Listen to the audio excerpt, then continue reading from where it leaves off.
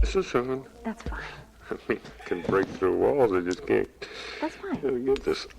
Greetings, Starfighter. You have been recruited by the Star League to defend the frontier against Zur and the Kodan Armada. Yeah. Get ready, prepare for blast off.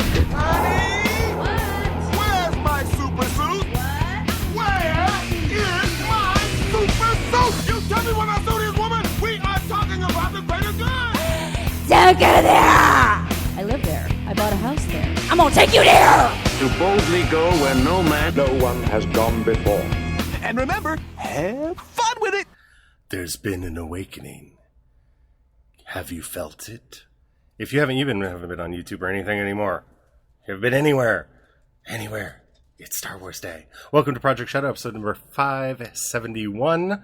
I'm Charlie. I'm Brian. He's back. I told you one of these days I'd get him back, and you know what it took? A new Star Wars movie coming out, which means probably once a year I'll at least be able to get him back on the show, because a new Star Wars movie.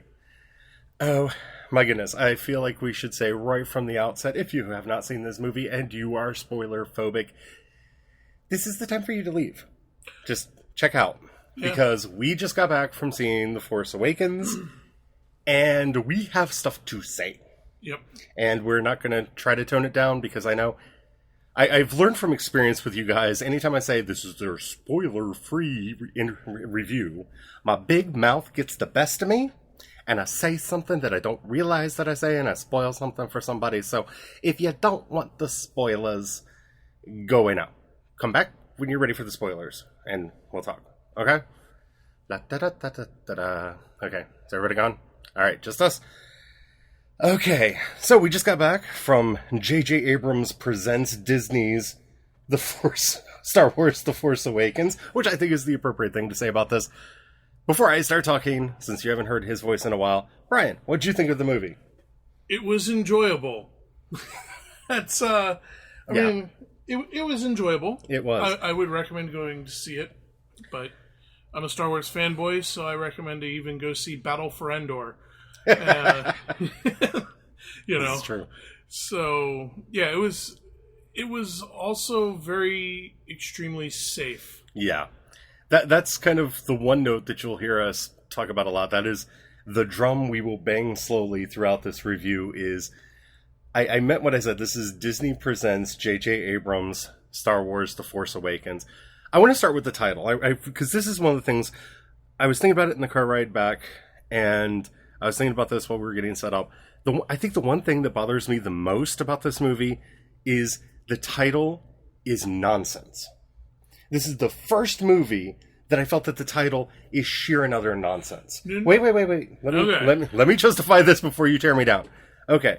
Star Wars Episode 1, The Phantom Menace. Guess what? There's a Phantom Menace. There's an unseen hand moving things around, making things all crazy-like, okay? Star Wars Episode 2, Attack of the Clones. Guess what? The clones attack.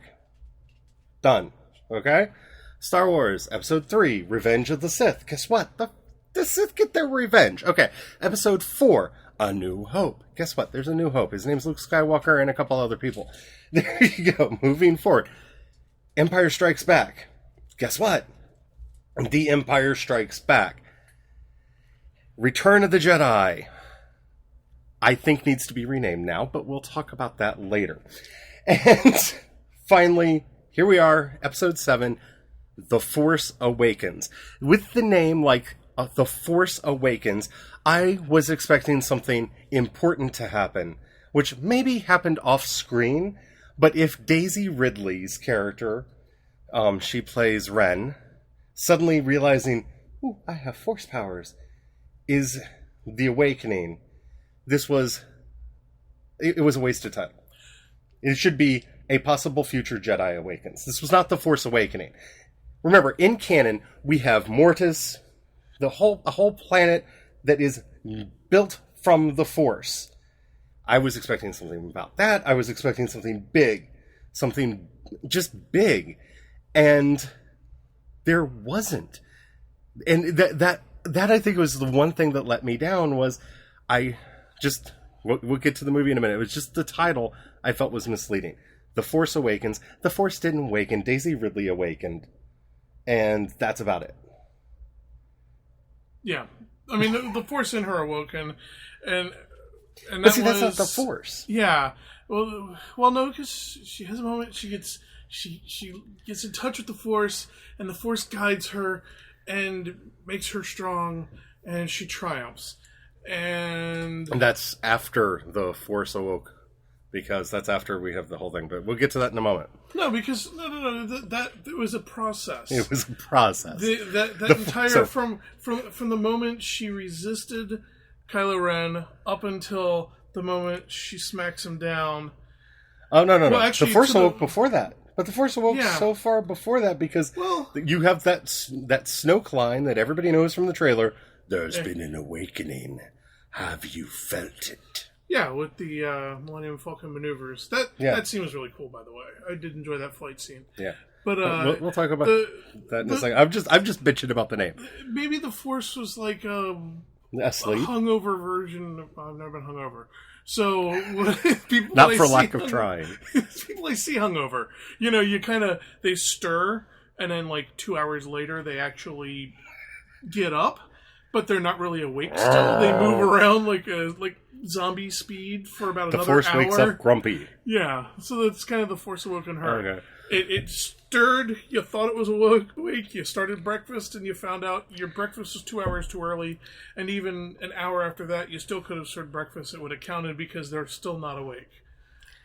I just felt like the name was a bit of a misdirect. It could have been much better named.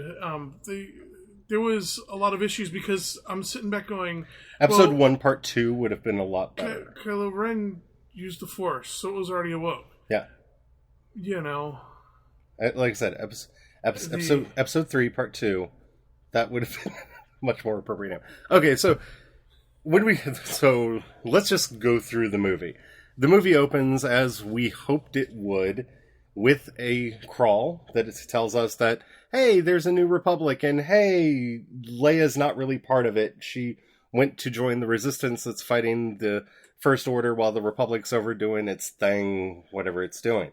Because, I don't know, we don't want any progress. And Luke had, according to the crawl, started training Jedi. Then I believe the crawl just says something went wrong. Yeah. And he disappeared. I believe the crawl just said something like, and then something went wrong, and then he disappeared, and everybody's been trying to find him since. Yeah. And then, like we wanted, cut to stars, move down. I thought one of the most beautiful... I hate this because it happened at the beginning, but one of the most beautiful scenes in the movie was that Star Destroyer creeping across Jakku. Yeah. Because that's when I had J.J. Abrams in the back of my head, because he's been saying over and over and again, part of this movie is everything old is new again, and I did not realize how true that was. Yeah.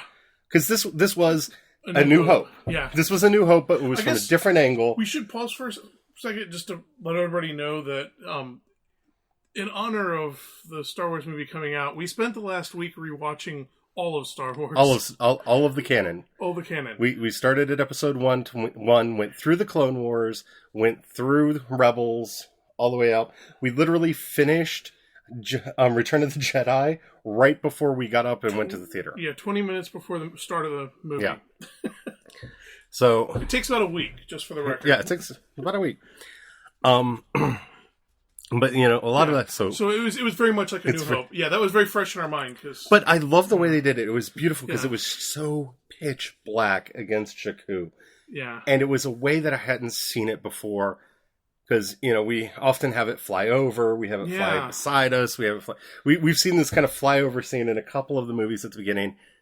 This was new, but it was familiar, and I liked it, and I think it was gorgeous. I think the CG was beautiful. I'm very happy with that opening. Yes. And I am having kind of I guess I understand how some people felt about... I'm going to take kind of a sidetrack here for a minute. No, that's all right. But I think I understand how some people felt about the prequel trilogy, that they weren't entirely enjoying the... You hear Sasha in the background? She's back! She thinks it's playtime. As usual when we record. Anyway, they felt that there was too much CG and it made it feel not real. My problem, and I just want to bring this out now so I don't go off on this rant later. The freaking desert pig. The big butted butt stays in the frame for minutes. Looks like a bunch of garbage bags painted sandy colored. Worst. Like Jim Henson came back from the dead, tutted his finger at them, and went, I can't even help you anymore, and died again when he saw that. That was, I mean, a lot of the practical effects were wonderful. I'll give that to you. Quite a few of them were wonderful. The weird robot horse thing I don't think worked very well. It seemed very strange to me. And that stupid desert pig thing looked so fake. The trick to getting through that scene, I wasn't bothered by it because I caught a glimpse of it and I wasn't going to let it disrupt the movie for me, and remembered I was in a desert and like Finn, I was really freaking thirsty, and I focused on the water. Yeah, focus on the water, not on the Focus on the pig. water. It still is kind of a gross and traumatic experience through that scene. You won't lose the emotion. The scene, you'll just lose the distracting. It's pig a thing. very distracting pig thing that just, when that was brought out on set, somebody should have seen that and gone, no. Yeah. No. Somebody should have said no. Because so much of the practical effects creatures that they had in this were really, really good. And this was like Jabba's rejected stunt double. Like when they still thought Jabba would have legs. It just... Anyway, I wanted to get that out of the way. So we begin with a fleet leaving the Star Destroyer to go down to the planet of Jakku, on which we know from the trailers is Finn, because we see that exact moment in the trailer. Blah, blah, blah, blah, blah, blah, blah. It was beautiful. It was the moment from the trailer. I was kind of surprised that it happened so early, because, Yeah, kind of expect... Yeah. But yeah, it was there. It was good. And we meet Poe Dameron really early on, who is a character that I have to say, all of their Road to Force Awakens thing has gotten me feeling a connection to already. And I was kind of upset that he wasn't in the movie as much as I wanted him to be, because if you've been reading the Star Wars comics, they're about his parents. And I don't know why, but for some reason, like as soon as I saw him, it was like meeting an old friend, even though I don't remember him being in the comics yet. Do you know what I'm saying? But I had that reaction to him, like, oh, there he is. And I was very excited. Is that dog? She's barking. She's barking. Sorry about that.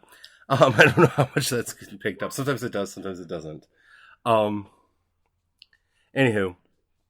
I'm not sure what... Okay, where was I? Sorry, dog barked. Poe Dameron. I was surprised at how strongly I had an emotional connection to him immediately. And I thought his character was interesting. He's kind of and this is a theme you're going to hear a lot when we just refer to any of the other movies. I thought he was an interesting combination of Luke and Han. And you get that very early on. He has this kind of calm about him, kind of that smart mouth about him. But he has that Han Solo swagger. Mm-hmm. Like he acts, he carries himself kind of like Han Solo, but kind of talks a little bit like Luke, I guess might be the best way to say it. I don't know, I really liked him, that moment with him and Max von Sydow. I thought that was an interesting movie, an interesting moment in the movie. This is where he gets a mysterious chip that he then has to Princess Leia into BB-8. Yeah. I mean, I guess that's overall, might as well hit on that overall note. This was a lot of pieces of the previous movie cobbled together. Oh, yeah. Into, I mean, it's definitely rehashing of all the other Star Wars. And that's part of the reason why I felt it was so safe.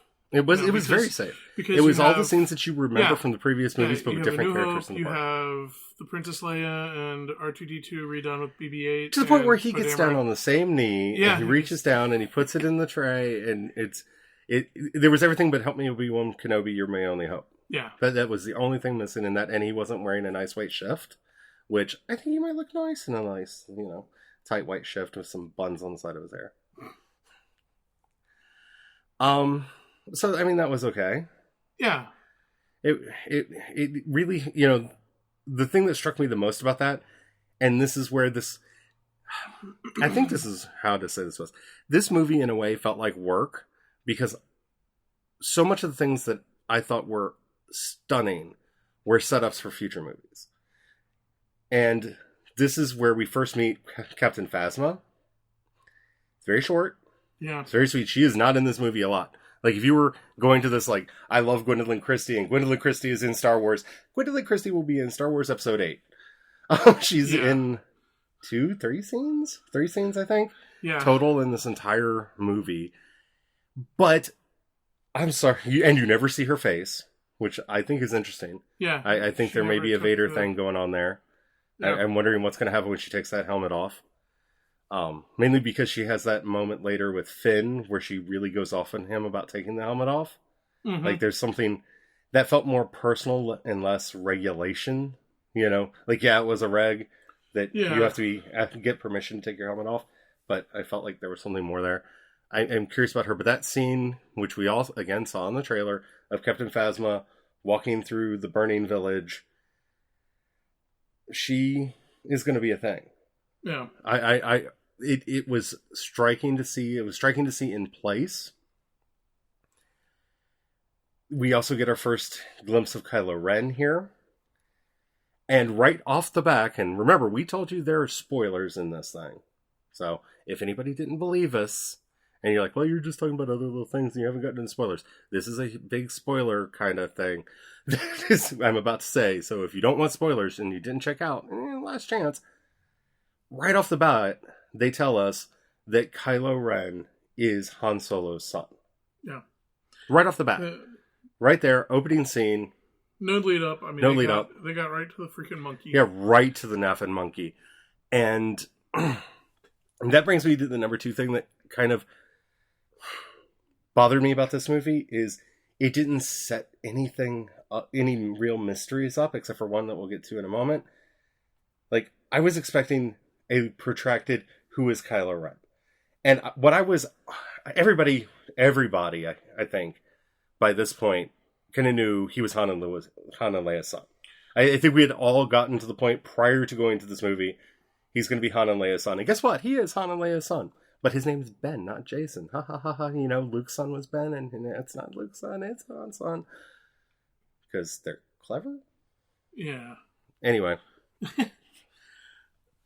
When they also, that scene also set up some expectation that was also, it was left very flat, because especially with The Force Awakens, he turns and pulls a force maneuver that we've really never seen. Yeah. Because Poe Dameron is a crack shot. He sits there and snipes stormtrooper after stormtrooper, takes a shot at Kylo Ren. Kylo Ren stops, freezes the blast. I'm trying to remember. And freezes Kylo Ren at the same time. I mean not Kylo Ren, but freezes Poe Dameron. I mean, it just sits there suspended. Paused in time. Like some kind of weird time force thing, which, you only get into that in Extended Universe and start, Actually, so it really got me questioning, ooh, is this part of the Force Awakens stuff? They did nothing else with that. Actually, I was... And, of course, later, when he needed to stop a bolt, he can't. Yeah. Yeah, he still gets shot. He still gets shot, which... Okay, but... Actually, I was trying to think, in the Clone Wars animated series, I have a vague memory of one of the characters maybe doing something like that, but I can't remember if it was a bolt. It may have been a shell. I can't remember. It was Quinlan Vos. And I can't remember if he actually stopped a plasma bolt like that. I don't think so. Because my best memory is deflecting, Vader got Vader deflected with his hand. Yeah. And that's what his, I've seen others deflect with lightsaber and stuff. Well, I bring that up because I'm wondering if Quinlan Vos ends up feeding into the Knights of Ren. I bring that up because he had insane force powers. And I mean, cuckoo, crazy force powers. And And see, that's what I thought. At first I thought, oh, this is something about the Force Awakening. They're exploring beyond the light and dark side of the Force. Maybe some time force or something. I don't know. Because the way it just paused. And then it was like, no, it was just a thing. It was just a thing. Yeah. It was a neat thing that happened once. And again... because he's so bad, you know? And... It's like, yeah, I'm that cool. Yeah. And you would have thought that he would have been able to do it later when he ends up getting shot. Yeah. So I just wanted to make sure I touch on that a little bit. Because that was amazing. That was an amazing moment. But, you know, they just, I don't know if all the stuff dealing with it got cut out in editing. They didn't go there because or they were in too a afraid. different script. I'm not sure where it went, but... I got excited there because, you know, I am a big fan of Star Wars, but one of the things that I loved about the series was when we get into the Clone Wars and the Clone Wars animated series in particular, because they brought more of those Asian-style martial arts and they really built out the idea of the Force and what you can do with the Force and what is possible in the Force. And that was a moment, a very brief moment in this movie that showed me that they were continuing with that. Yeah. And then... Like you said, that's it. It's gone.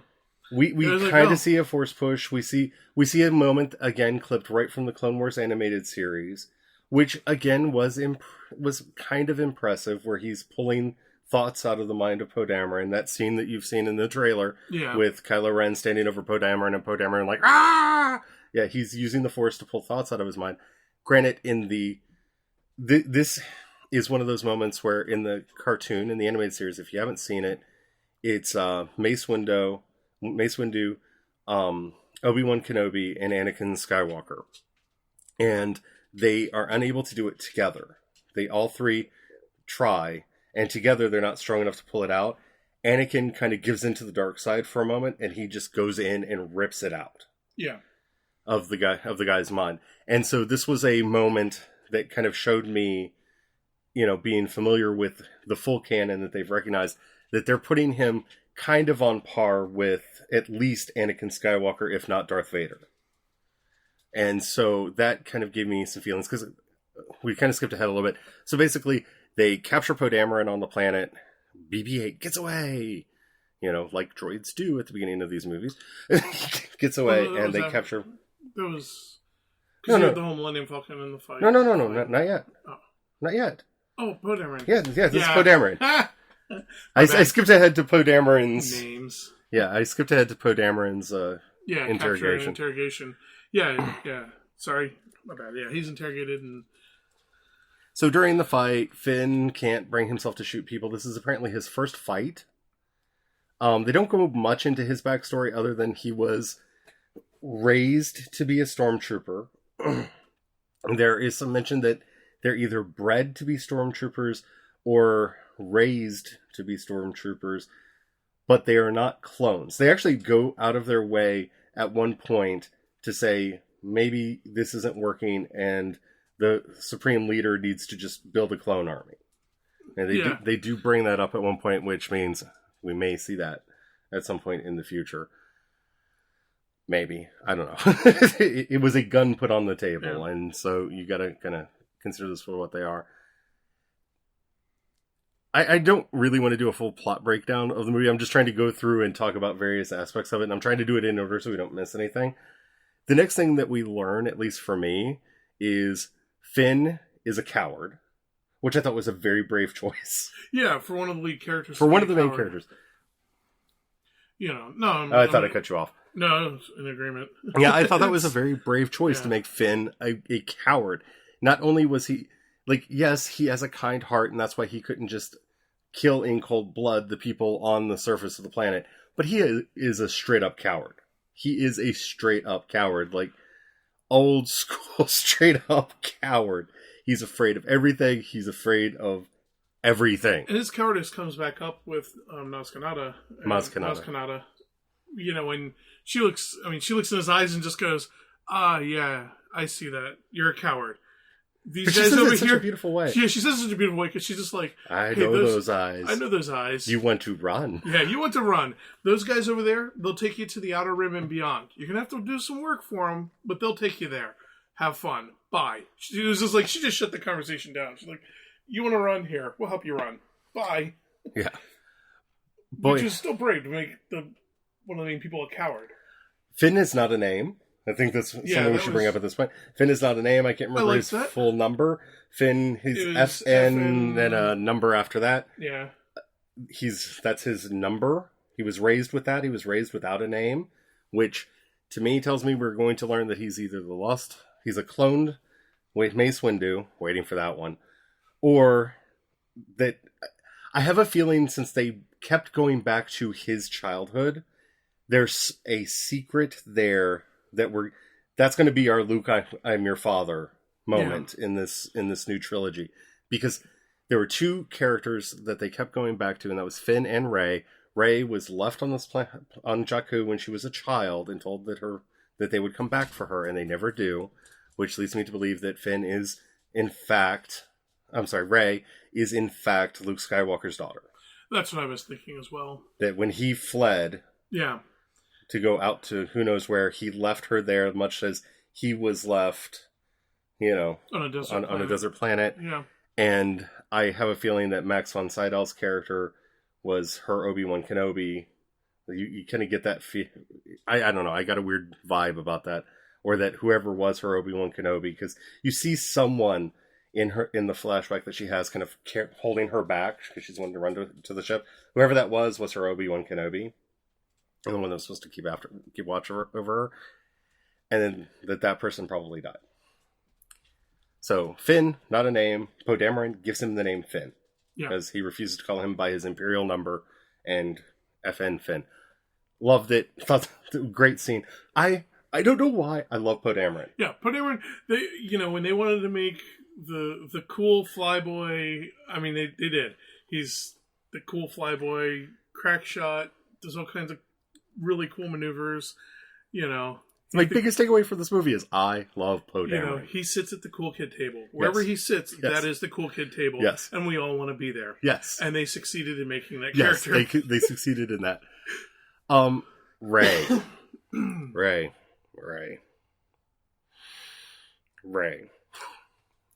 I am not going to fault Daisy Ridley for this, because John Boyega had the same problem.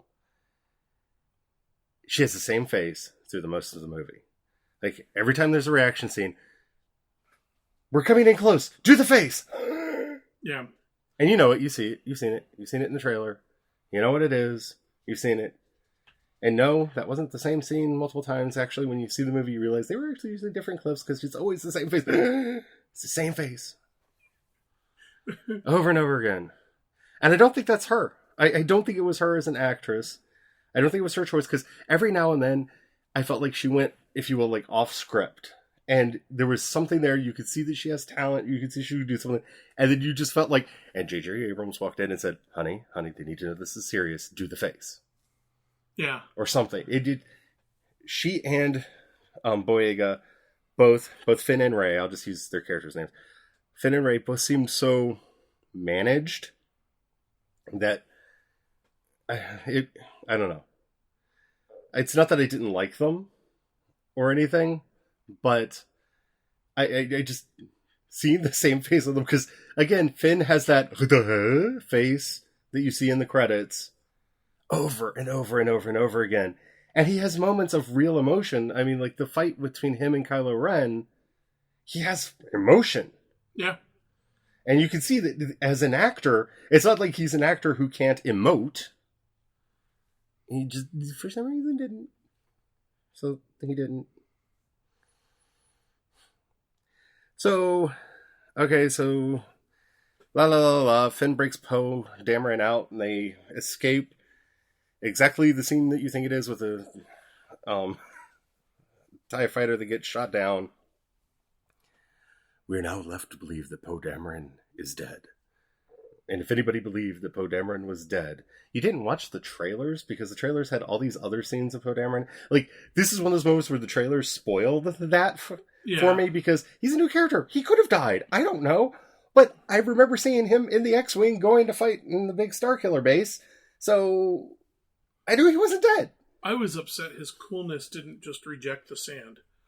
I expected him just to levitate up out of it. And Because cool people don't get sand on them. It just happens.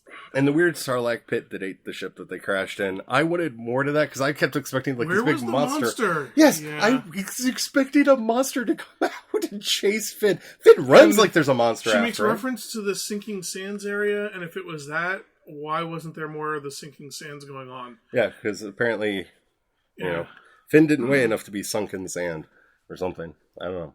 I was like, come on, the budget couldn't afford an above ground explosion. Oh no, they had to save the monster for the Reptar. Those are cool. But we'll get to that. I kinda We'll get like there. them. We'll get there. They were weird. We'll get there. There was something so out of the Clone Wars TV series. Oh, yeah. My goodness. That's why I loved it. I was just like, But live action. Anywho, so essentially, he then goes to town. He runs into Rey. Rey has already found BB-8 and has this weird thing where she's not going to sell him, even though he could get her all this food and she's kind of starving. But she feels that it's wrong and she rejects selling him. And then she decides to beat the crap out of Finn because I don't know, Finn needs it. yeah. So she decides to beat the crap out of him, and then, no, don't beat the crap out of me, stormtroopers! And off we go! And they decide to steal a ship, and they're running towards the ship because it's an awesome ship, and they don't want the junk ship. And then, of course, the awesome ship goes boom! So they take the junk ship, and the junk ship happens to be the... Millennium Falcon. Oh, yeah. Because, yeah. Okay, I'm glad that the leaks were right. Part of the plot was Han Solo trying to track down the Millennium Falcon. That was one of the plots that was put out for this movie that they were talking about. I'm glad that wasn't a big plot. Because... This doesn't have anything to do with Force Awakening. No. Nothing in this movie has anything to do with Force Awakening. But there it is. The Millennium Falcon. Cheers in the audience. Huzzah, huzzah, huzzah. They get on it. They take off. They fly off. The scene that we've all seen in the trailer... with them flying around the Star Destroyers. Han Solo and Chewbacca are not on the Millennium Falcon when that happens. That is Finn flying. No, that's Rey flying. Ray flying. And Finn every now and then firing the turbo lasers. Because he's bad at his job. I'm sorry, he's bad at his job. She lines him up where they're aimed directly at a TIE fighter that's chasing them, and it still takes him 3 shots to blow it up. Now you know why he fired himself as a stormtrooper. No, he was perfect for a stormtrooper. He can't hit the side of a barn even when he's pointed at it. He's the ideal stormtrooper.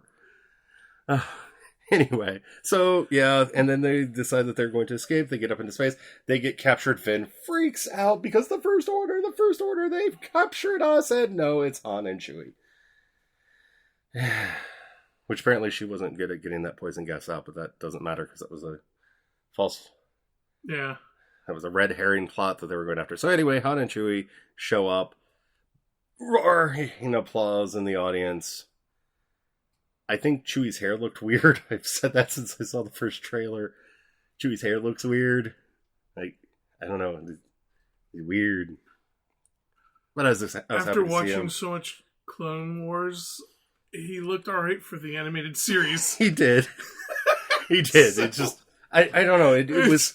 Yeah. Something around his eyes. It just... I don't know. I've been looking at pictures trying to figure out what it is. But there's something about the hair around his eyes that... It's bugging me slightly, and I don't know why. But not enough to really bother me. Too much. So they show back up. Oh, okay. Maybe I'll help you. Maybe I won't help you. I'll just drop you off on a planet. You tell the Han Solo part. Okay, what were those Yeah, creatures we'll called focus. again? The Reptars. Reptars. It is Reptars. Okay. Yep. Sorry, it sounded like a bad D&D name. It did. Okay, so... I'm just glad they didn't look like the image that immediately went into my head when I heard the name Reptar. Imagine a very dangerous creature being smuggled because no one else has because everyone else has the sanity not to mess with it. But of course, Han Solo's going to try to smuggle it. And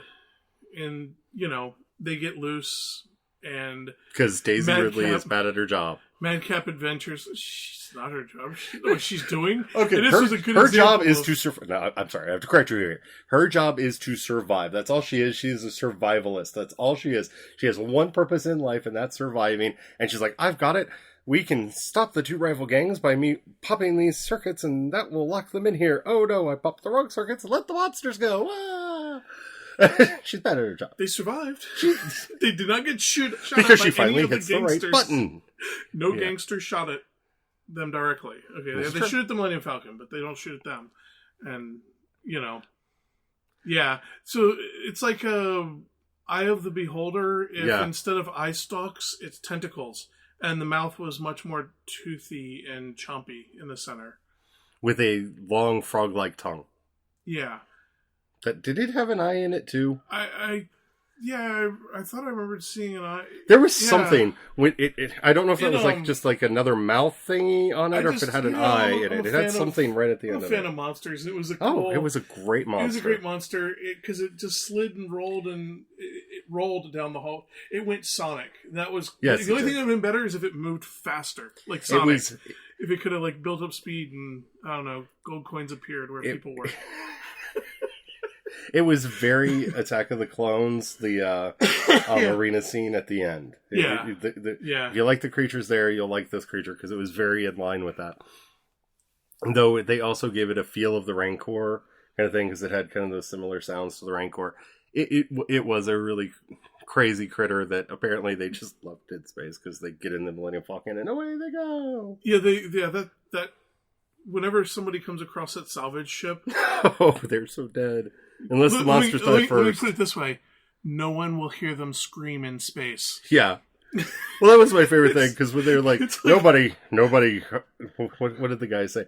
No, nobody smuggles reptars. They're too dangerous to hunt. And Han Solo just looks at him and says, "Yeah, I used to have a much bigger crew." Yeah, it's two of them by the time you get to them. Yeah, So apparently the rest of his crew is lunch. it was lunch. I can just imagine they get on this salvage ship and beep, beep, Yeah, beep. Except for it's not going to be there all around.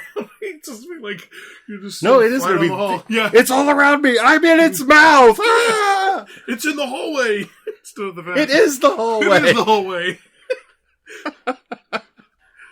Yeah, that What was a fun scene. Odd door that opens and closes. That's teeth. Ah! Yeah. That was entertaining. I was entertained. I had fun through that scene.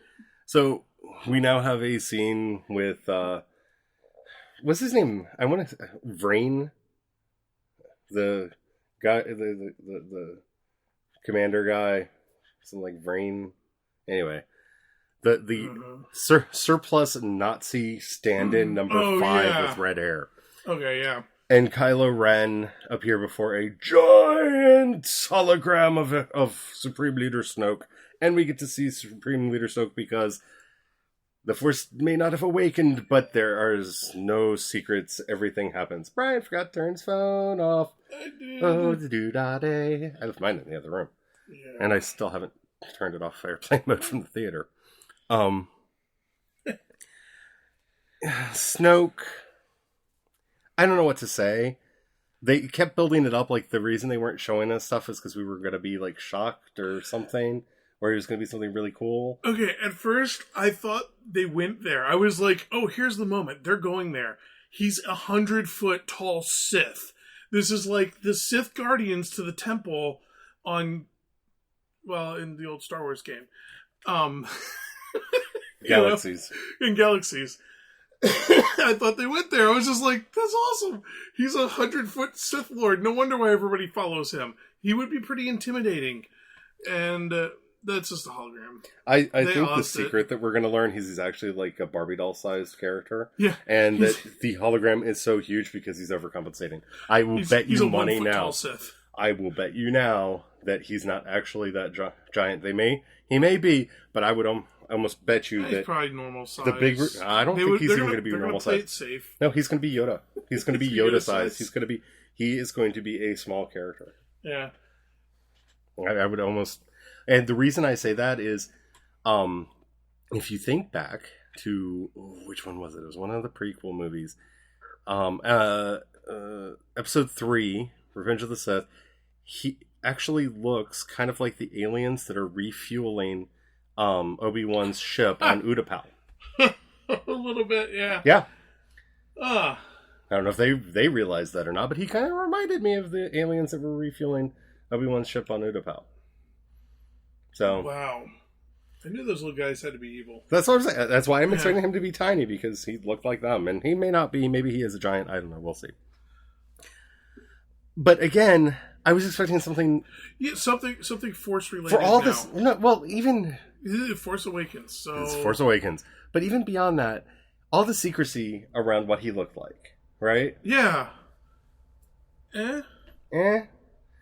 Like, I don't know, maybe No, people... I know what it is. He's an evil Ewok. He's an evil Ewok. And that's why there's secrecy around why he looks the way he does, because that shaved whole himself? thing... No, the whole thing is not him. The whole thing's not him? It's a fake hologram. You did notice that at one point BB-8 says Nubyub, right? I missed that. A That's couple awesome. times BB-8 says Nubyub. Oh, that's glorious. So, yeah. Yeah. Because I know, because you know my eternal hatred of the Ewoks, I rolled my eyes and went, really? Really? Now the droid says Nubyub? Okay. He's not really a droid. There's actually an Ewok in there riding around on the ball. Whee! Oh. Go Wicket. You can do it. Go Wicket. You can do it. Believe in the heart of the cards. So I'm just saying, if you're going to have that much secrecy, right? Yeah. Like, I wanted a payoff for them. Like, you can't see what he looks like. You can't see what he looks like. He looked like generic stock alien number 5. yeah, it was like a little touch of Voldemort and Very Voldemort-y. very Voldemort-y. And that was where I was once again. I thought I was like, you're playing it safe. Very Everyone's Voldemort-y. used to reacting to Voldemort. He's evil, and so they made him look like Voldemort. So you'd just be like, oh, that's evil. Well, I mean, that's the thing. If you're going to save something like that, right? Like, they let us know what Darth Maul looked like before Episode 1 came out. And they did those wonderful 1 trailers. Like, Yeah. if for any of you, even if you didn't like Episode 1, hunt down the 1 trailers that they did. Each It was character really well done. got to do it was a tone poem that started with the word 1. And so Darth Maul's was 1 fear. And it was just a couple images of him. It was really, really good. They did one for each of the characters, and they're really Plus, good. With Darth Maul, even though they should have already about it, they still gave him a reveal moment.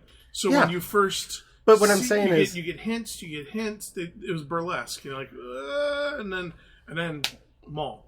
You know? But still, he was a character that you knew was coming, and they knew not to hide him because, yeah, for the series he was something special. We hadn't really seen somebody with the paint all over the face or the horns or anything like that. You know, he was new for the series and for the setting. But they didn't make like this big secret, like, there's a new Dark Jedi and he's going to be fighting, but we're not going to show him to you. Yeah. Oh, look. You know, Yeah. to me that would have been a smarter thing, because with all the secrecy around Snoke, and this is where I think, I don't know if it was Abrams or Disney who messed up, because the things that they had such tight secrecy around, like Maz Kanata, which we'll get to in a second, and Snoke, I expected there to be secrecy for a reason. Like, think about it. All this secrecy around what did the characters in Avatar look like, right? Like, we didn't see them because there was a reason. Like, for the first time when you saw that movie, Yeah. you're blown away. Like, when he goes into the room and there they are in the tubes, and you see them next to him, you know what I'm saying? That you are simply, your breath, they just take your breath away, because not just because, you know, we've seen cat people before, and you know, so it wasn't like their sheer originality, but the way they were rendered, the way that they did them, and the way they just looked natural, blew you away. And I don't know, they made me expect too much by this false stupid thing where it's like, we're gonna hold him really close, you're not gonna know what he looks like, Yeah. and then they show me what he looks like, and he looks like I would expect him to. Yeah. He looks like an alien in the Star Wars universe. I don't understand what the secrecy was all about. You get what I'm saying? Yeah. That's... So anyway, yeah. And once again, with the title Force Awakens, I was thinking, hey, here's a chance they're going to do something. Because this is the scene where they actually... That trailer line, there's been an awakening in the Force. Have you felt it? Yeah. Happens. And it's like, okay. Nothing. Nothing. Oh, and we've also learned by this point that Kylo Ren throws temper tantrums. Yes. Which we haven't talked about. Yeah. Kylo Ren is such a petulant child. Yes. I love that about him, though. It's one of those interesting little quirks that he's a petulant child, and it explains his tantrum that led him to, kill all of Luke's students and end up joining the First Order. And becoming a Knight of Ren. Yeah. I just, that cracked me up. People under him, are just like, oh, I guess we should wait till he finishes throwing his tantrum. I thought that was a fun play on Vader. Vader had anger issues too, and he just choked somebody out. Kylo Ren just pulls his lightsaber and just destroys whatever's around him. Yeah. Just willy-nilly. Like, one of the best scenes in the movie is around this time, I think. No, it's a little bit later. It's after the scene with Maz Kanata and stuff. But when we talk about it now, where he's lost Rey again because they capture Rey and she breaks out in a wonderful scene that we'll talk about in a lot more detail. But he's in the room and he just loses it and pulls his lightsaber out and just starts breaking everything. And then they pan out to the hall and you see sparks and fire and metal pieces coming out, and 2 stormtroopers come around the corner. Stop, look at each other, and slowly back away. They creep away. I'm just looking at it going, these 2 guys might actually live for a while, because they went, the boss is mad, he's destroying the room. We're not going to check and see if he's alright. We're just going to leave. We're going to go as far as we can. They probably assigned themselves some kind of toiletry duty on the opposite end of the planet base. Like, get away from him. I haven't read any reviews of this yet, so I don't know how anybody else is reacting to this, but my assumption would be anybody who did not like Anakin Skywalker from the prequels will not like Kylo Ren. Yeah. Because he is Hayden Christensen's Anakin Skywalker to the nth degree. Like, we're talking about, like, the Attack of the Clones. He's in the room angry and he's throwing things because he couldn't save his mother angry. Like, take that and kick it up, like, 20 notches, and that's Kylo Ren. Which is one of the things I think that kind of hurt him as a quote-unquote villain or bad guy in this. I think it made him better. In some levels it made him better because it made him very unstable, but since you're dealing with the Force, back to Force Awakens, even the dark side requires focus. No, it doesn't. No, it doesn't. Everybody gets that wrong. Both Lucas and Yoda make this very clear that all the dark side is, it's quicker, it's easier because it's just raw emotion. And it's also what makes it weaker. And that's where I had issues taking him as a dangerous villain. I think you're conflating 2 things. Yes, the dark side is weaker than the light side because the light side takes discipline and blah, blah, blah, blah, blah, blah, blah. But what made him, to me, while there are certain things about Adam Driver's portrayal of him that I found really off-putting, I found them off-putting in a beautifully disgusting kind of way, because he was such a petulant child. He is such a petulant child. He needs to be put over somebody's knee and spanked. Yeah. Because that's what he didn't get. And he's that kid in the grocery store that stomps his feet because he wants a cookie, and you won't let him have a cookie, and he's mad and he's angry, and he's just going to throw a temper tantrum, except for he has force powers and a lightsaber and can destroy everything around him. And being a bomb like that, you're right. And I kind of answered my own question, because later on when he ends up in the fight and she taps into the Force and actually flows with the Force, it's what is his downfall. She puts him down so quickly. Puts him down, because he's a lot of might, and I mean the choreography. To steal a quote, he's a lot of sound and fury signifying nothing. Yeah. But that's what I love about him, is he's everything Darth Vader was. He's got the mask, he's got the voice. He doesn't have the but which I'm surprised he didn't put that in there as the Darth Vader fanboy, just put it in there. But he has a lot of the same emotional problems that Vader had. And they actually point that out at one point, that Han Solo says he had too much Vader in him. And all of that is true. But the one thing that Vader had was the ability to focus. Yeah. And that's what made Vader scary, is when he laser focused on something, it was going to happen. Well, and it's like when he threw his tantrum, he just force choked that one person that became the blame for it. Yeah. They got away, it's your fault. Choke, dead. And that's what makes this, well, yes, it's Darth Vader again, because it is. It's Darth Vader again, except for he takes his helmet off. He's not scarred or anything. He is now, Yeah. but he wasn't then. So, yeah, he's Darth Vader, but with this ability to just explode and erupt like a volcano, that makes him interesting in such a different way, because you never know what he's going to do. Yeah. That makes him such a random...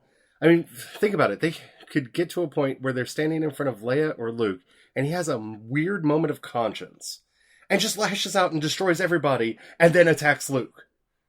You know what I'm saying? That he's so unpredictable. He could destroy all of his own forces, and then kind of come back to himself and be like, oh yeah, right, I'm here to kill you. Ah! You don't know what he's going to do.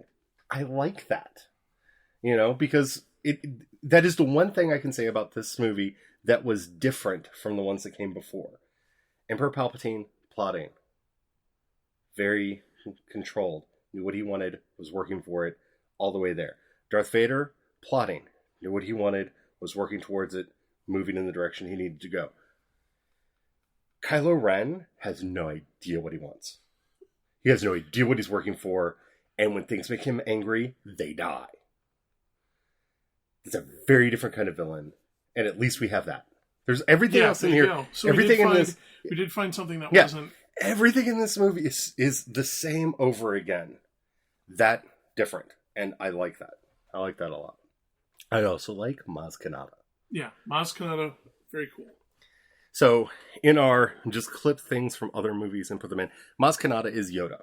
Mm-hmm. She is Yoda. She's even short. She's awesome. Yeah. One of the best rendered characters I've ever seen in anything. And I don't mean that in like the way she looks. It's the mannerisms they gave her, the mocap they did on Lupita's face to capture the emotion. You felt her emotion. She connected with me in a way that a Star Wars character hasn't since Yoda. And I say this sitting before the all holy and powerful altar and shrine of Yoda, which if you've follow me on Facebook or Twitter, you've seen pictures of my shrine de Yoda, which needs some more Yoda, by the way. It needs some more. And a couple Maz Kanatas now, I think. Yeah. Yoda needs some friends. But she was interesting in a way that I did not expect. She was another character that they hid. We weren't allowed to see. We weren't allowed to see her. We weren't allowed to see her. Again, I think that was a mistake. Yeah. There was nothing revolutionary in the way she looks. She's a tiny alien, wears goggles. 1,000 years of wisdom. 1,000 years of wisdom. There was nothing about her appearance. Again, with the keeping us from seeing her, right? Yeah. There was nothing about her appearance that was striking. Well, I take that back. When she takes her goggles off at that one point and talks to Rey, and you see those little eyes. Yeah. And the emotion that they got. But that was an animation thing. That wasn't a visual thing. It was the emotion that they got in those little eyes. You know? Yeah. That sold that moment. I laughed because there was a little girl in the audience not too far from where we were sitting that was quite grossed out by that scene. She goes, ew! It was pretty funny. I remember that. Because it's like one of those where if you wear glasses and you leave them on for a long time, you get the little dimple in your the bridge of your nose. Yeah. Yeah. Imagine if the glasses just sat right into the eye sockets and you got dimple all around your eye socket. It apparently grossed her out quite a bit. Apparently. But she was upset about a lot of things. Yeah. She more than once yelled out that Kylo Ren was stupid.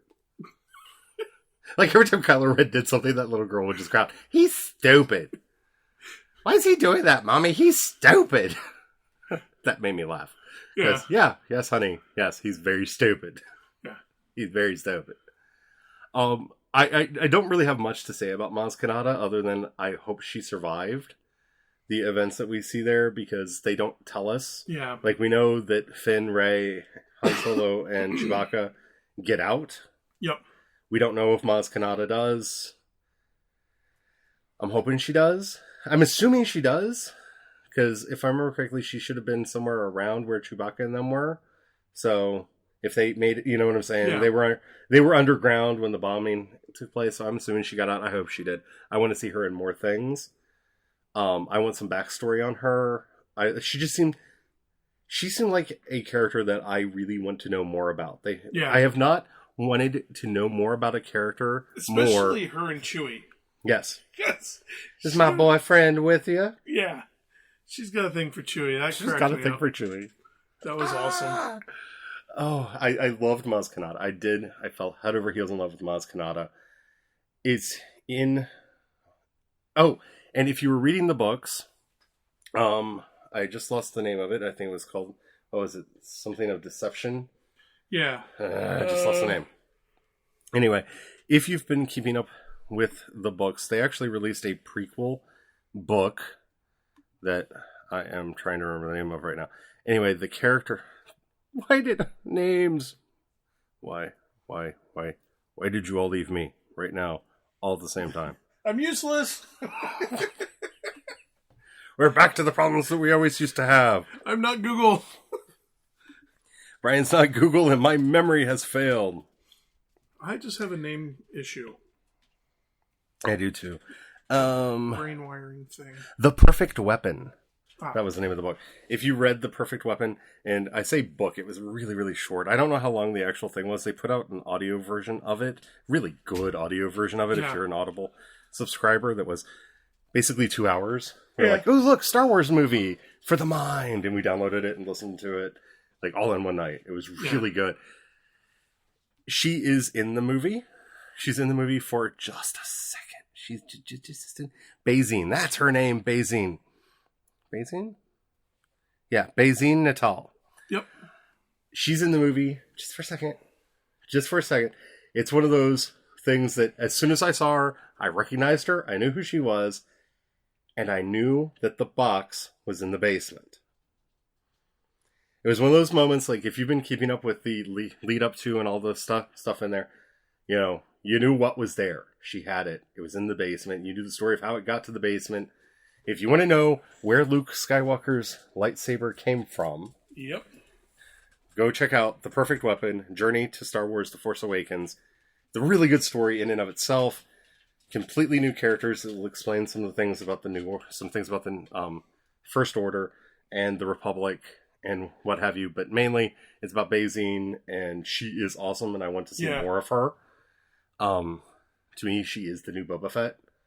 Like she fits for me in that niche that Boba Fett and Aura Singh had. Yeah.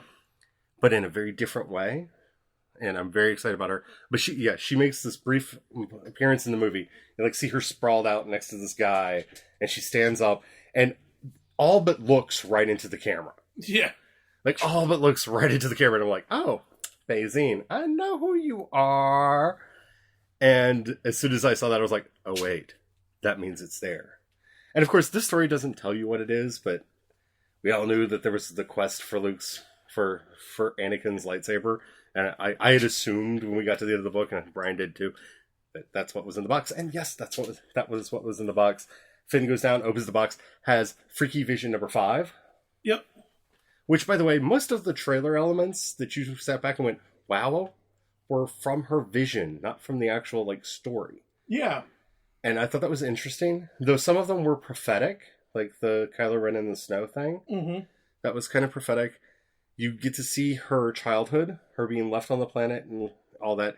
You get to see a moment of Luke and R2-D2. You don't see Luke, actually. You just see the side of his face and his robot hand. You know, it's the one that's in the trailer, the robot hand. Which tells you that this movie has a Deus Ex Machina ending. Which is frustrating. But we'll get to that. That's where they set it up. That's the big setup. And, of course, this is the scene that tells me she's Luke's daughter. And the reason I say that is every other thing that she saw in her vision was part of her own life. Yeah, I got that vibe, too. Well, You know, yeah. because we see Yeah. three things. She sees three things in the vision. Yep. She sees somebody leave her on the planet. She sees Luke with R2, and she sees the fight with Kylo Ren. Yep. We know she was left on the planet. She has that fight with Kylo Ren. Yeah. I'm assuming that Luke and R2 thing, because they happened in chronological order, I'm assuming that they happened in chronological order, and that's an old memory of her thinking back, because she gets a weird look on her face when she sees Luke for the first time, but we'll get to that later. Yes, Luke Skywalker is technically in this movie. We'll get to that. But yeah, her vision was incredible. I think the scene with Snoke, the forces, there's been an awakening in the Force, would have made much more sense after the scene. Yeah. Yeah, that would have. Because. Yeah. Because something happens. Yeah, something actually happens. And it's like, oh. I mean, she has a brief Force moment when flying the Millennium Falcon and flips it over and lines up that perfect shot, whatnot. It was kind of a Force flying moment, but the, you know. This is the moment that should have happened towards. Yeah. Then, of course, the First Order shows up. Finn is a coward. Ends up having a thing. Fight. Boom, boom. We get to see Han Solo use a bowcaster. This is where Finn Find starts some to, courage. He finally is his transformation. You got to give it to him. He starts to find some courage, and you know, even one of his fellow First Order, calls him out as a coward. You know, Yes. because they recognize Finn. And the most And glorious he's a traitor. thing in the movie happens. He turns on Luke Skywalker's lightsaber because Maz Kanata gives it to him because Finn refuses to take it. She gives it to Finn. Right. I'm sorry, she gives it to Rey. Yeah. Rey refuses to take it. She wants nothing to do with Force. She runs. So she gives it. Maz Kanata gives it to Finn. Basically tells her, give this to Rey. Right? So they're having their moment. Finn lights the lightsaber. And thank God, Jesus, the Virgin Mary, St. Michael, all the angels in heaven, it looked right. Yeah. Not that I didn't enjoy what they did with Kylo Ren's lightsaber, and I like it even more now. No, because I it shows that he understand. doesn't know how to make a lightsaber right. Yeah. And that's why the blade is all like broken and twisted and jaggedy jagged. and stuff. And jagged and stuff. It's his own rage and lack of control. When they light reflected in it. Luke's lightsaber, it looks like Luke's lightsaber. Yeah. And that made me so happy you do not know. Yeah. And it helped to support the theory that, oh, this is intentional and it's supposed to look messed up because his training was not complete and he was, messed up. So concerned that they were going to go the way that, no, that's what lightsabers were supposed to look like. Because, yeah, it is nifty, but it doesn't have that zen. You know what I'm saying? Yeah. A Jedi lightsaber should be zen. It should be very perfect. It should be clean. The lines should be, you know. This is one of those things where you should hear Johnny Ive talking in front of a white background. Can't you see the sleek lines that took us forever to learn how to craft? Because it's a Jedi lightsaber. Yeah. You know, it's minimalistic. It's zen. And I was so... I almost shouted. Like, when the blue lightsaber went up, I was like, yes! But I kept it all inside. Because I was the only one, apparently, who had a reaction to that. At least, nobody else made a sound. I didn't make a sound either. But, stupid little things that I look for. You're judging me. I'm not judging, actually. I had a reaction, too. You did? Yes. You should have made a sound. We could have made sounds together. But I was trained in proper waspish training to keep it all inside. Keep it all inside. So yeah, that happened. I'm going to skip ahead to Rey's escape from the clutches of the evil Kylo Ren, because she is slowly learning that she has Force powers. I love that she's just like, wait, Jedi are supposed to be able to do this. Maybe it will work. Because they set up that she's one of the few people who had studied the tales and was familiar with, because, you know, she runs into Han Solo and he goes, I'm Han Solo. And she goes, you're Han Solo? Like, she has kind of a fangirl of thing with each person as she runs into him. So she's kind of like, oh, wait, yeah, Jedi can do this. So she's tied up in one of those interrogation beds like Han Solo was, and like Leia was, in episodes 4 and 5 respectively. Actually, flip it. In episodes 5 and 4. And she's laying there, and there's one inept guard who's actually not all that inept.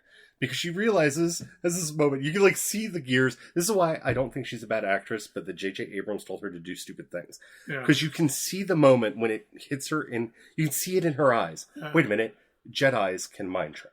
You can, because she's like struggling, as soon struggling. as soon as she gets that look on her face, oh wait, you thought of it, didn't you? These are not the droids you're looking for. These are not the droids you're looking for. You know she's going to do it. She gets that look in her eye, which is why I don't blame her for the weird acting. I blame Abrams. And she's like, you will unbind me and open the door and leave here and leave the door open. He walks over and says, what did you say? You will unbind me, leave this room, and leave the door open. Actually, I'm going to bind you tighter. And she kind of stops and she calms herself. No, you will unbind me. Leave this room and leave the door open. I will unbind you. I will leave this room. I will leave the door open. And she adds at the end, as like an afterthought, she goes, oh yeah, and drop the gun. And I will drop my gun. I will drop my gun. Gun drops the blaster on the ground. Love it. Yeah, that was great. Love it. Great scene. Wonderful scene. She escapes. They're now on the horrible, horrible Star Killer base. That was the dog. I apologize for that. Dog just kicked the mic stand. Anyway. Horrible, horrible Star Killer base. I have to get into this. Death Star 3. Before we get into this, we've completely skipped Leia. And I feel bad for that, but I don't feel bad for that. Leia is so almost pointless for this movie. She's a tick on a checklist. Yeah. Oh, and we got Leia back.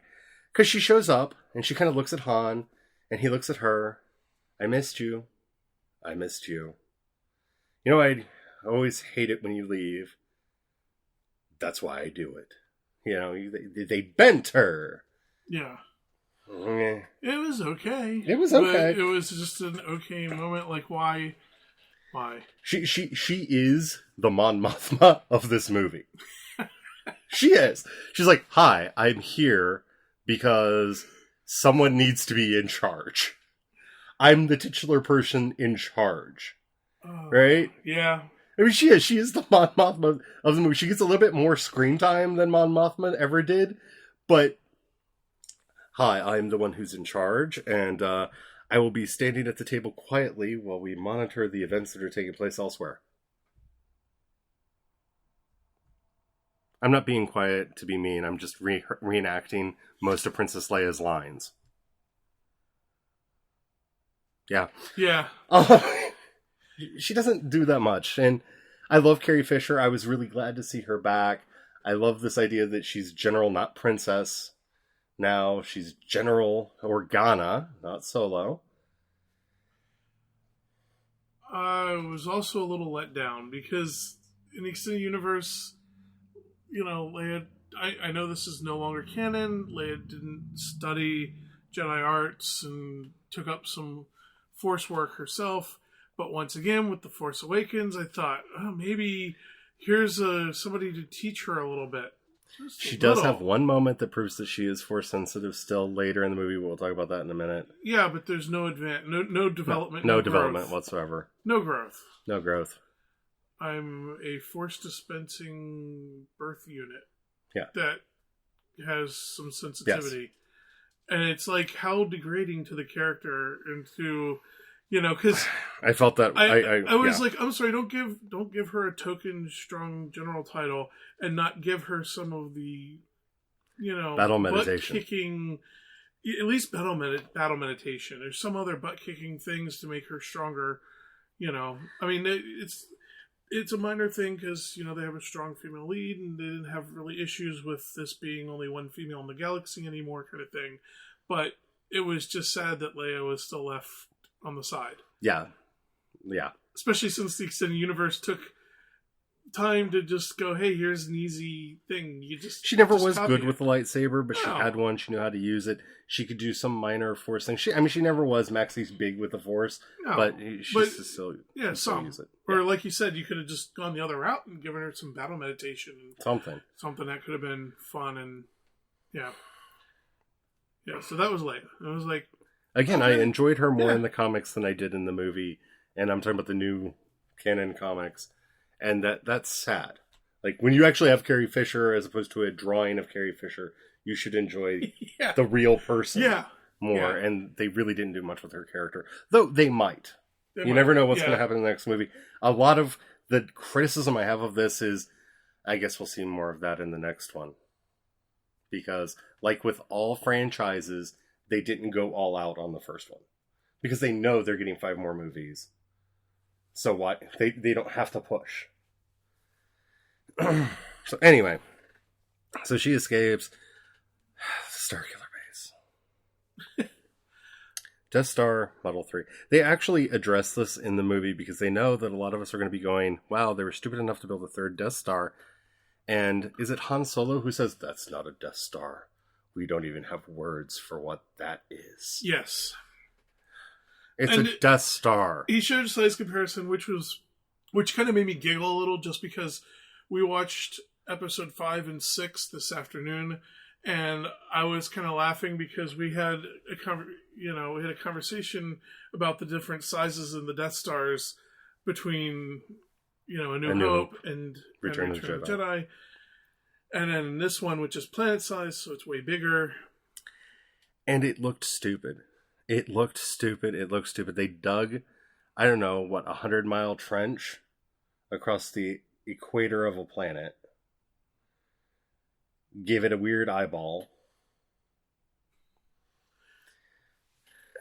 We're so stupid. Yeah. Like, okay, the original 2 Death Stars were blown up because, one, they left an exhaust port open, which, you know what? For all the people that want to say bad things about that, I'm gonna say a bad word. I want to say bad, who want to say bad things about that. When you think about it, it's consistent with the story that they set up, right? The Empire did not see a small fighter as a threat. Yeah. The most efficient way to put up a exhaust port is to just have a straight line. Okay. Yeah. What have you. Second Death Star wasn't finished yet, so they fly into the superstructure, blow it up. This one, its weakness, just sitting there. It's just sitting there. Oh, and it's ray shielded, like the second one, like the one in Return of the Jedi. But as long as they don't come out of hyperspace before the shield, they can go past the shield. So why couldn't they have just done that in episode 6? Couldn't they have just gone back into hyperspace, come back right in front of the Death Star, and then gone in? Sorry. I try not to bring physics into these things, but that was such a MacGuffin. We need to get them to the planet. Yeah. Stupid thing. And we need to have a bunker that they have to shut down the shield generator because, Return of the Jedi was a thing that happened and we have to pay homage to that. And we need a thermal exhaust port to pay homage to A New Hope. So let's put it all together where we have a shield generator on the top of the planet that we can just hyperspace to and then blow up. Why they didn't just attack it with the Millennium Falcon or with any of the X-Wings flying around, I don't know. They had to sneak in and blow it up. Then they turned off the shields. I know they eventually turned off the shield. Yeah, but I mean, it was just like...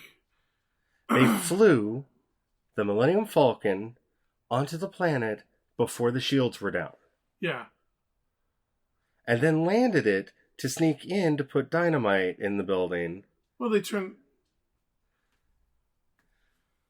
They could have killed 2 birds with 1 stone, stayed in the Millennium Falcon, and shot the place. I'm sorry. This is the problem with the end of the movie. It was useless, MacGuffin, stupid. Okay, yes, it was. What's really kind of amusing is how horribly wrong the movie would have gone if they actually just did the plan that you said, because the exterior structure was actually built, I guess, to code, and the damage was so minimal they weren't causing any structure damage out. That was a different building. They were the one that was actually going to cause everything to blow up. As far as taking the shield down, yeah, they could have. I don't know just why. Float over and bing, bing, pew. Yeah, pew, pew. Yeah, just blown it up. I mean, that would have. That would have. Chewie's bowcaster could have done it because it makes big explosions now when it hits things. In fact, they could have just flaunted the effectiveness of their shield by everybody just hyperspacing it. Tell me about it. If the Millennium Falcon could get through the big ship compared to these little X-Wings, it could slip through, but they couldn't because, I don't know, Han Solo, I guess. Maybe. Well, you know what? You needed smuggler's luck not to explode, which is a stat that he had lots of. It was BS. I'm sorry. I'm calling BS on it. It was an unnecessary plot point because it was on a checklist somewhere because this movie was written by a committee. Yes. Yes, it was. And it was one of those where, yeah. Because there was everything but Ewoks at the bunker. I mean, it was... Okay.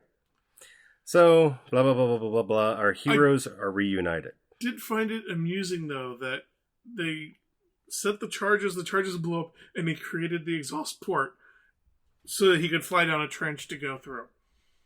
Which is going to make some heads explode. And It was episode 4, it's episode 1. I find it amusing because... And then Poe Dameron by himself flies a ring around and pulls a Millennium Falcon on the inside of the thing. Yeah, well, they already demonstrated that the interior is very weak, the exterior very strong. And then the slow motion explosion of the thing. The implosion of it. Yeah. Okay. Well, it needed to implode slowly so everybody could get off of it. Yes. Because Kylo Ren got the crap kicked out of him. And they needed to rescue him so he could be in episode 8. Well, not to mention all the heroes would have been dead, too. There were heroes. Okay. So we skipped the big thing. The thing that I said as soon as we heard Harrison Ford was coming back to the franchise, Han Solo dies. Yeah. His son, Ben Kenobi... I'm sorry. Ben Skywalker... Nope. Ben Solo, because clever and different. I guess. Maybe. Just because, I don't know, Jason wasn't good enough for them. Because he's Jason Solo. Yes, he is Jason Solo. Jason Solo. Except for he's not as smart as Jason Solo. No. Which is, I think, the worst part, is we've seen this character. This is Darth Caedus. Kylo Ren is Darth Caedus. Except for Darth Caedus was smarter. In every possible way. This is actually, I think it's book 5 in Legacy of the Force. Where he has the... Was it the Planet Mover base? Or the thing in the Corellian system? I can't remember the name of it off the top of my head. Ben gets put in it. Yeah, this is like book 5 in Legacy of the Force that they just did, except for... Darth Caedus was smarter than Kylo Ren, even though they're essentially the same character, and that's upsetting. So yeah, in a Obi-Wan moment, I mean, it's Obi-Wan in A New Hope. It's so Obi-Wan in A New Hope. There's Harrison Ford standing in front of Adam Driver. I will do anything for you, son. Do you mean it? And he starts to hand him his lightsaber. Then he turns it and puts it right through Han's heart, and no one in the audience made a sound. Yeah. Not a gasp. Not a sound. Yeah. No reaction whatsoever. One, because anybody who knows anything about Harrison Ford always said he would never do another Star Wars movie unless they killed off Han Solo. He'd been saying that for years, and when he came back, everybody who knew anything about Star Wars was like, Han Solo's gonna die. Harrison Ford came back, Han Solo's gonna die. Han Solo died, and the scene was not shot very well. No. There was no emotion to it. Han Solo dies. Not only does he die, he falls all Darth Maul into the bottomless pit. Okay, he's dead. Chewie freaks out. That was the only thing that I had even a mild emotional reaction to, because Finn and Rey are all like, no! no! Reprising Luke's role from episode 4. Chewie freaks out and just starts shooting everything and blowing stuff Starting up. with Kylo Ren. Starting with Kylo Ren. Kylo Ren, the man who can stop laser bolts, whatever we want to call them, plasma bolt, whatever, in midair, because he did it earlier, gets shot by Chewbacca. It was a great scene. I loved it because Chewbacca needed that. Yeah. But he proved earlier in the movie he could stop these things, and he didn't stop these things, and I don't understand. I don't. This to me, like, at this point, I'm kind of having my Dark Knight moment with this movie, where, like, everything from this point on, I don't know why it happened. I didn't get that far. I don't think that part should be chopped out, but because Kylo Ren escapes.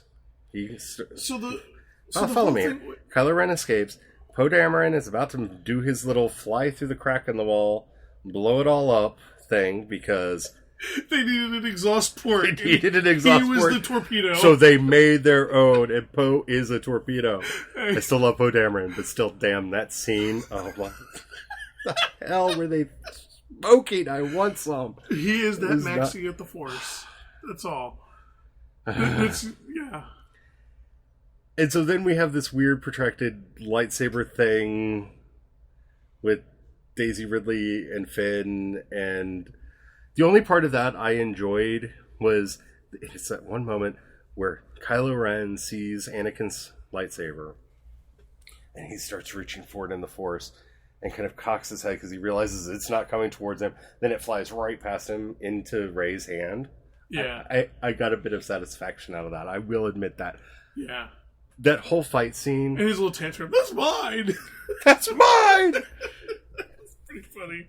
Ah. The fight, okay.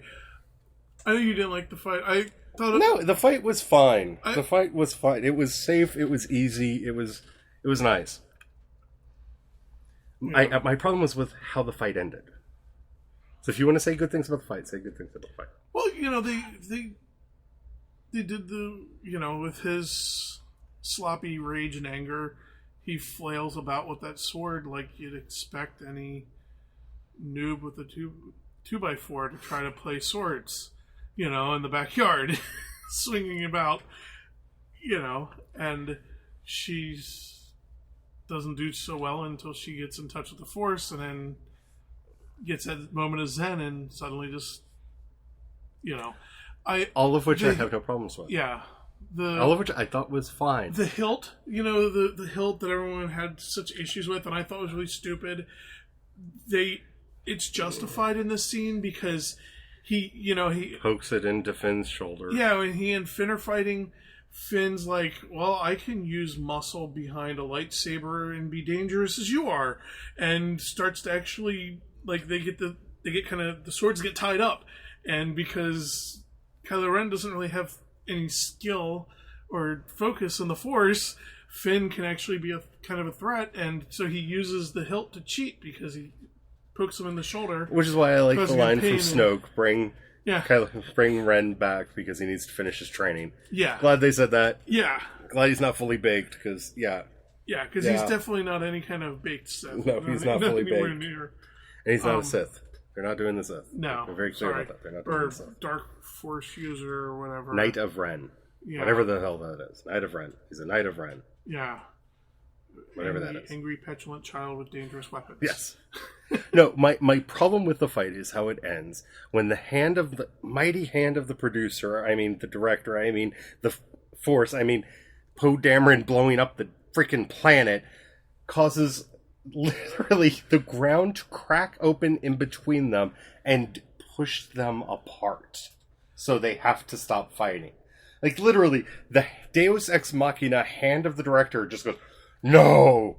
You can't kill him yet. We have 2 more movies!" And pushes them apart in this titanic gulf that opens up. Because reasons? Which was really upsetting because she should have faced her first trial right there. Yeah. Do you kill in cold blood, or do you choose the light? Yeah. And accept that the fight is Oh, she went full on Sith earlier in the fight.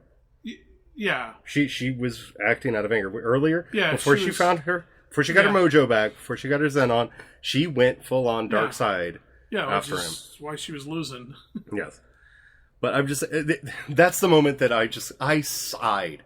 I sighed. That almighty hand of the director, like, we have 2 more of these. You can't die yet. Rift that opens up in the ground and pushes them apart. Well, that happened. You know what? We're going to find out that actually was the Force Awakening. It was Snoke reaching out and just going, I need to train him. That wasn't the Force Awakening. That was Poe Dameron awakening the planet Go Boom. Because Poe Dameron is awesome. Yeah. Like I said, the one thing I take away from this movie is Maz Kanata is amazing and Poe Dameron is He awesome. did fly away from the explosion He did. slowly with his He did. with his back to it. He did. Yes. Yes, he did. Yeah, he's that cool. And then the movie segues into the Lord of the Rings. Okay. In the so, no, wait. Before Mm, I know you're. First of all, the Deus Ex Machina stupid ending of this movie. I'm sorry. You can say whatever you want to about any of the previous movies and how they have their weird Deus Ex Machina stupid endings. No movie has a Deus Ex Machina stupid ending like this. Earlier in the movie, we find out that BB-8 has this little bitty fraction of the map, but they can't figure out where it is because apparently all the star charts got lost. I don't know. But they can't figure out where it is because it's in an uncharted part of the galaxy. Okay. But they need to find the rest of the map. All of a sudden, at the end of the movie, R2-D2 turns himself back on. yeah. And then tells C-3PO, I have found him. And magically, apparently, for the entire time that he was sitting there in low power mode, recalculated the entire map, but the section that BB-8 found. And then BB-8 goes to Poe Dameron and asks him for his chip back, please. And Poe Dameron goes and gets it on the computer and hands it to BB-8, and BB-8 goes over and he projects the remaining part of the hologram, and magically it fits in there because the hand of the director said so.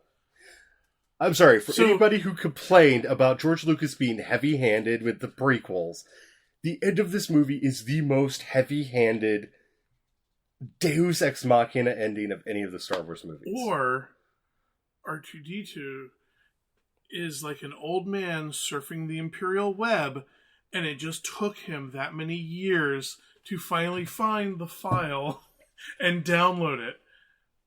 Because, I don't know, R2-D2 is an old man surfing the web. Synchronicity did not need to happen in this movie.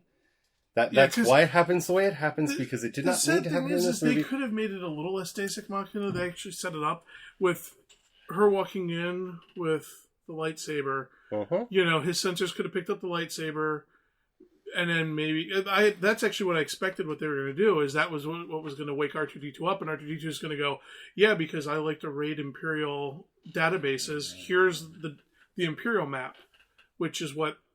But no, they Kylo very Ren clearly said say he found it out. We had the Imperial map, but yeah, instead they went with this other. This and weird thing. It was like, no, Yeah. don't put the Imperial map on the table. And R2-D2, who loves to raid Imperial databases for any kind of data mining that he can get out of it, and not just go, yeah, he had the map.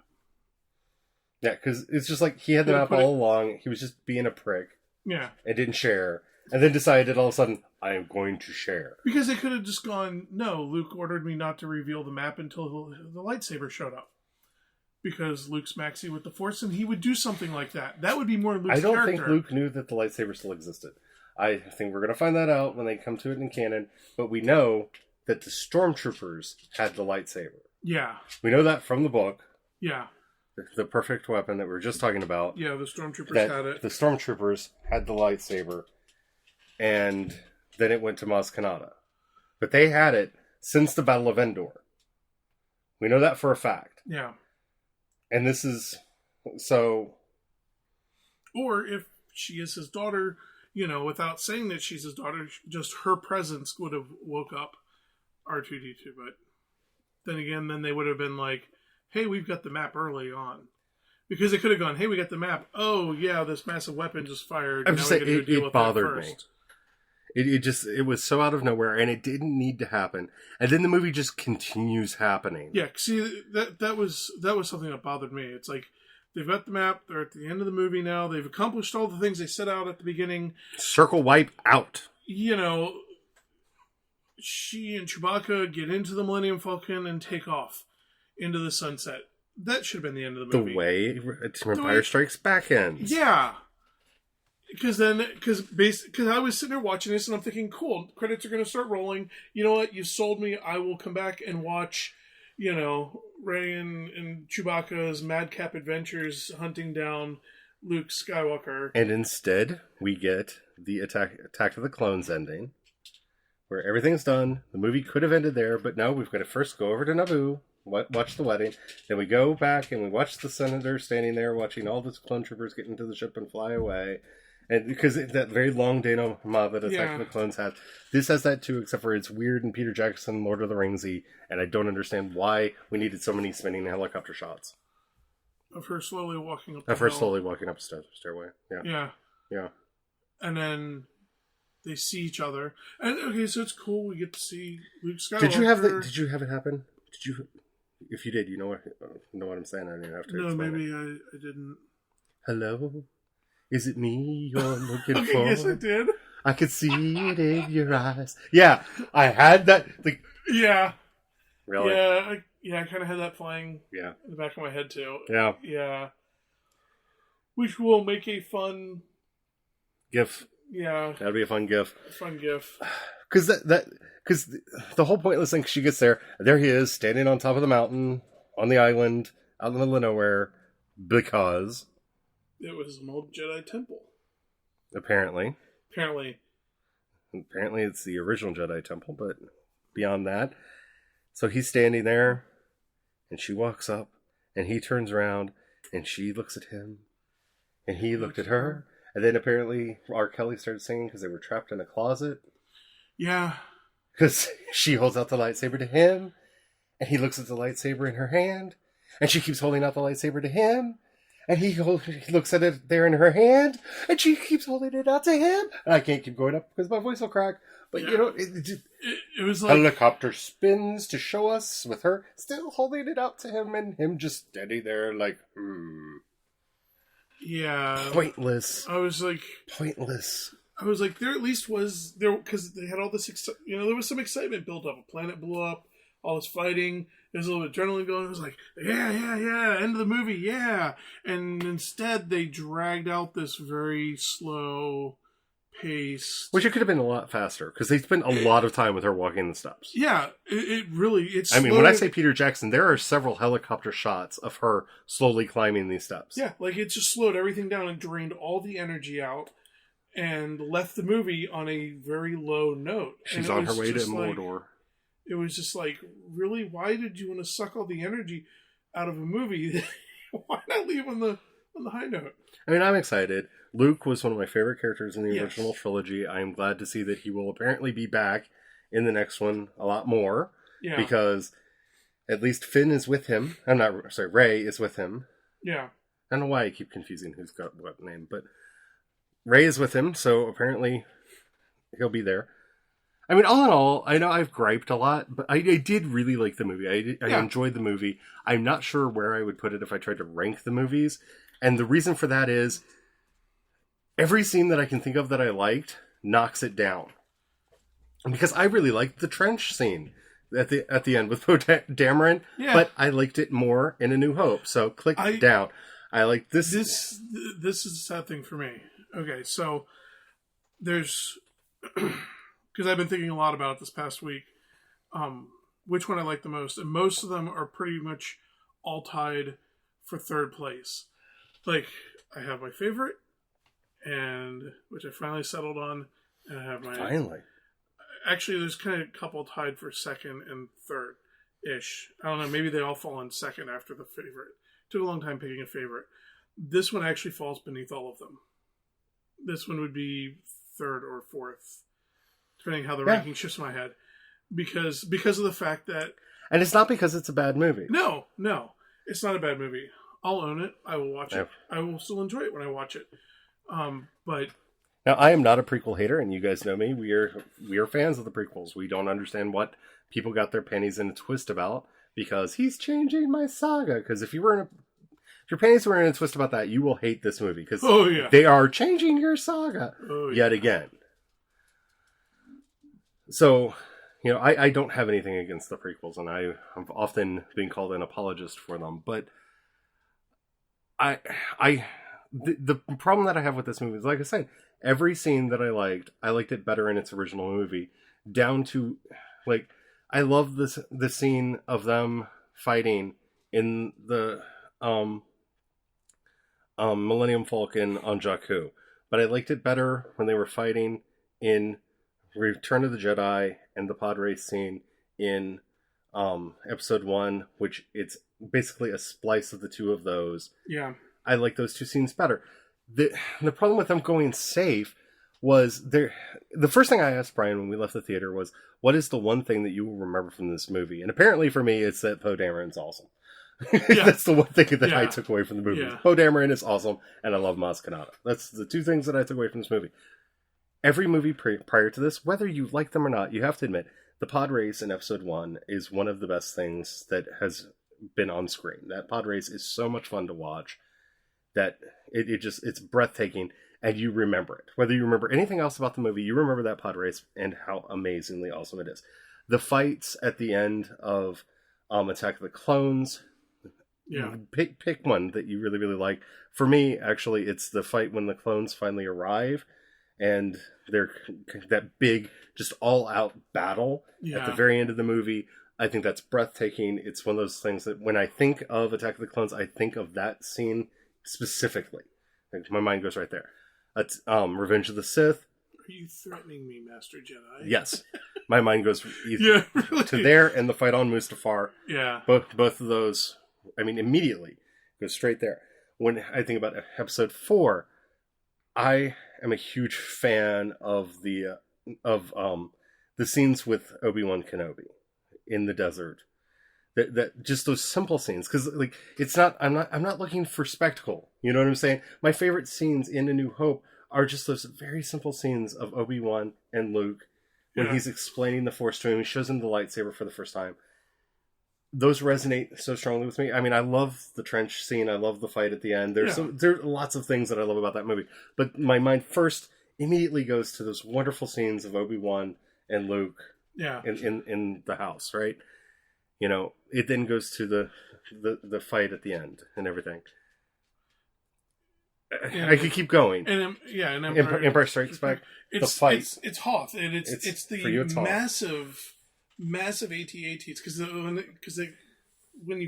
they show up first. I mean, that's the first time you ever see them, and there's the massiveness of them. For me, it's the fight in the carbonite chamber. Yeah. That Luke Vader going back and forth, those colors, and you know that's for me because my favorite movie is Return of the Jedi, and it's because of everything that happens on the Death Star. Yeah. In Return of the Jedi. Yeah. And that scene is such in Empire kind of sets that up perfectly, and I just Empire, Return of the Jedi to me, first thing that comes to my mind, Emperor Palpatine on the throne. Luke taking his swing at him and Vader's blade blocking it. My mind goes instantly there. That's the moment, right? There's something that captured my imagination in each one of these movies. I don't have that for this one. The Raptors. Or well, maybe you do. The Reptars. Reptars. No, but that's not really, it's not really... That's really weak sauce as far as something to take away from it. That is, because that was just a goofy little... And maybe after I watch this movie a couple more times, maybe the death of Han Solo will mean more to me. Yeah. But it was one of those things, I knew it was going to happen. Not only because of Harrison Ford coming back, but they set it up so hard that if you missed that it was going to happen, you weren't paying attention to the movie. I mean, good on you if you got a surprise out of it. Yeah, good on you. I mean, wow, that's amazing. If that surprised you. Your strategy was... The movie's very heavy-handed on, he's going to die now. Yeah. They're about to kill him. Yeah. Now, you have everything but J.J. Abrams' voice saying that in the background. But I can't wait to see what other people's reactions to this are, because, I am 39 years old. I saw the original ones when I was old enough in the theaters. I remember seeing Empire Strikes Back and Return of the Jedi in the theater when I was a little kid. I remember standing in line with my friends when the re-releases came out to see them in the 90s. I saw the opening of every one of the prequels. I was there first show opening night, just like I was for this today. So maybe I'm just at that point in my life where I don't feel that anymore. I don't think that's true, because I can think of other movies that have given me that. Yeah. And this one should have. That's the one knock I have against it, is I didn't see anything. They were so safe because they did not want to be attacked. That it's good vanilla. It's good vanilla.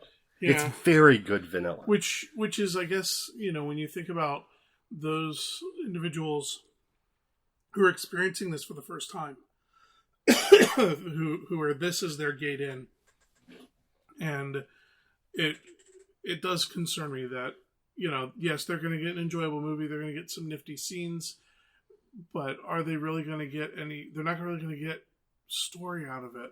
Yeah. Because I can knit together or kind of create story out of it because of all the backstory that I know of and all the other elements I've experienced. But if this is their first time, I almost worry this is going to be like, what was it, City of Embers? City of Embers? No. No. Oh, City of Bones. City of Bones. Where, if you read the book, you understood what was going on in the movie, and the movie was fun and entertaining. But if you didn't read the book, you're just lost. Yeah, I had no idea what was happening. And it was like, okay, that happened. And it, unfortunately didn't create enough interest to make people want to look into it more. And so that's, yeah, like I said, concern is that, hopefully the kids just go, wow, Bud Emmer was cool, and check out more Star Wars after that to see that there's a lot more. And it was also, I guess it was also a little bit of a disappointment in the fact that there was all these other wonderful actual stories that they could have told that already existed, and they did this. They just did this instead, which was kind of a non-story. It was. It was set up. This is set up. This was a set up movie, and that was. I mean, it's like, yes, okay. I know Lucas was big on the MacGuffin, and I love following a MacGuffin, to all kinds of crazy places, but I like story as well, and you still got story along with your MacGuffins. MacGuffins got you in, and this one didn't really. I don't know. Maybe my hopes were too high. Maybe they overhyped me on it. No, mine weren't. And I mean, I tried to give it the benefit of the doubt. I tried to go in blind, and like I said, it was good. I'll own it. I'll watch it again. Well, I just know that, like, with all of my reviews, I'm going to get lambasted for this. Like, see, there you are, you prequel apologist, saying bad things about this perfect film. I get attacked for that. Well, my beliefs about the Dark Knight trilogy all the time, because I did not like it. But, it was bad, and it wasn't Batman. If it was Punisher, that would have been cool. You at least call him Punisher. Sorry. Yeah. That's digress. Yeah. And I don't want you guys to think that I did not like this movie. I did like this movie. I'm sitting here with my BB-8 beside me, my Millennium Falcon on the other side of me, and my Altar of Yoda in front of me. Okay, to end on a high note, I wanted to hate BB-8 going into this. I did too. And the BB-8 wins you over. I went to buy one. I want the remote control one right now. They did one hell of a job selling the BB-8. Yes, they did. And they and I mean sell it. Oh yeah, he was sold hardcore. This is Sulu's tea set from Undiscovered Country. I want the remote control BB-8 now. I did not want it. I was given a plush BB-8, which I have here on my desk. I did not buy this BB-8, and I was just kind of like, oh, I have a BB-8. Yeah, we almost fed it to the dog. Thought about it. Yeah. Kind of glad I didn't now. Yeah, now I'm But very glad yeah, I now didn't. I definitely Yeah. want the robot. I want the So I mean, I on want the that robot. note, yeah, BB-8. Like they set up some. The dog's like, I could have eaten it. Did you hear that? Did you hear that? But yeah, Poe Dameron, great character. It's not that I don't think that they're setting up good characters. I don't think that this is going to be interesting going forward. I think that the mistake that they made is that they used this as a setup movie where so much of the events that took place in this movie could have been a crawl. Mm-hmm. Doggy says it's time for us to stop. Shush. We'll be done in a minute. And I did not want another Death Star. And this is another Death Star. I don't care if Han Solo himself tells me this is not a Death Star. It's a Death Star. BB-8's awesome. I want more Poe Dameron. I want more Poe Dameron. I want more Poe Dameron. I want more Poe Dameron. I want more Poe Dameron. Yep. And I hope that they can make me feel that way about the other characters too. I really want this to be something. I love Star Wars. I love Star Wars so much. It's just, yeah. So, we'll talk about this more over time. I'm sure I'm going to get a lot of feedback on this episode. And namely because we went over for an hour and 45 minutes at this moment in time. We're still shorter than the movie, I think. Anywho, as always, you can contact me. I'm CE Dorset on Twitter. You can go to projectshadow.com and get a link to all of the social media stuff. I've been doing this too long. I've lost my voice. Go to projectshadow.com. You can catch up on everything that I'm doing over there, as well as some super secret projects that I'm currently working on. Don't forget to go to Project Shadow Agenda to keep super close tabs on me. Do a lot of stuff over there. And yeah, we'll talk soon. Okay, I'm Eric. I'm Brian. I'd say that. I'm Charlie. And you've been listening to Project Shadow. Stay tuned. I have a little secret for you that came from the pre-show. Bye. Oh my goodness. I'm like barely a bibble bob on the dibble dibble. Yes, you're barely a bibble bob on the dibble dibble. I really want to save this and put it at the end for after credits. The bibble bob for the dibble dibble? I'm probably going to save that and put that in the after credits. Right? It'll happen.